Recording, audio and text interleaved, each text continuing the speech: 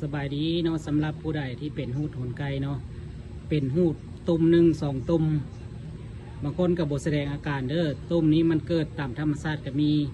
เส้นว่าเฮาไปติดเชื้อแบคทีเรียมาสะสมคือ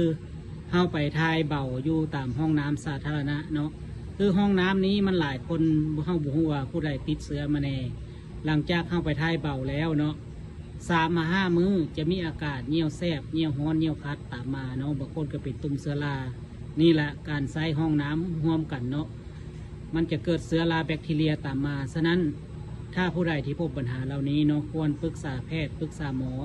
ไปกวดว่าเขามีเชื้อบอเชื้อตัวนี้มันจะไปทำลายภูมิคุ้มกันในร่างกายของเราเนาะเจ็ดร่างกายของเราอ่อนเพลียในง่ายเนาะบางคนก็ไปกินยารักษามาหลายแล้วบดีเนาะควรปรึกษาแพทย์ปรึกษาหมอเด้อ